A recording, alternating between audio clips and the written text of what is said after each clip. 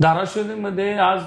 शिवसेना पक्षाचे नेते आमचे पक्षप्रमुख एकनाथभाई शिंदे आज धाराशिव नगरीमध्ये 2 कार्यक्रमांनिमित्त येणार होते। अशा वेळी धाराशिव जिल्ह्यातील विशेषतः कळंब तालुक्यातील खापे आणि नितीन पाटील या 2 शिवसैनिकांना सकाळी पोलिसांनी ताब्यामध्ये घेतलेलं आहे। हे ताब्यामध्ये घेण्याचं कारण पोलीस प्रशासनाकडून असं आहे की त्या ठिकाणी जो कार्यक्रम होणार आहे त्याच्यामध्ये कुठल्याही पद्धतीचा गोंधळ होऊ नये अशा पद्धतीची दक्षता पोलिसांना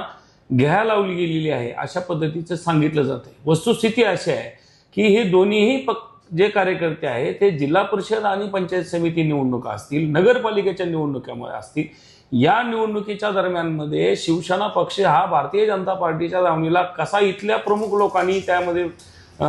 जिल्हा प्रमुख अजित तिंगळे असतील, पालकमंत्री असतील, या लोकांनी दावणीला बांधला आणि भारतीय जनता पार्टीला त्या ठिकाणी पक्षवाढीसाठी मदत केली आणि शिवसेना संपवण्याचा डाव त्या ठिकाणी रचला गेला। त्याच पद्धतीनं शिवसैनिकावरती अन्याय झाला। अशा शिवसैनिकांनी काल काही व्हिडिओद्वारे पोस्ट टाकले आणि त्या माध्यमातून सांगितले की आम्ही एकनाथभाई शिंदे यांच्यासमोर पक्षप्रमुखासमोर आम्ही न्याय द्या म्हणून विनंती करणार, अशा पद्धतीची मागणी ज्यावेळेस काल काही कार्यकर्त्यांनी केली, अशा सर्व कार्यकर्त्यांना त्या ठिकाणी पोलिसांनी नजरखेदेत त्या ठिकाणी ठेवलेलं आहे। माझी विनंती या प्रेसच्या माध्यमातून अशी आहे की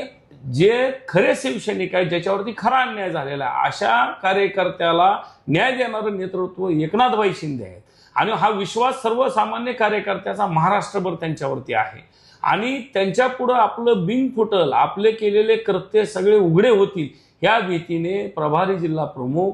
आणि पालकमंत्री या दोघांनी पोलीस प्रशासनाला हाताला धरून या शिवसैनिकांचा आवाज दाबण्याचा प्रयत्न केलेला आहे आणि सत्तेमध्ये असताना सत्तेतील कार्यकर्त्याला पोलीस प्रशासनाच्या मार्फत दाबण्याचं पहिलं कृत्य या देशामध्ये जर कुठल्या प्रमुख नेत्यांनी केलं असेल तर या जिल्हा प्रमुख आणि पालकमंत्र्यांनी केलेलं आहे। या अटकेचा आम्ही निषेध करतो आणि एकनाथभाई शिंदे यांच्यापर्यंत आवाज जो पोहोचवण्यासाठी जे कार्यकर्ते झटतायत त्यांचा आवाज एकनाथभाई शिंदे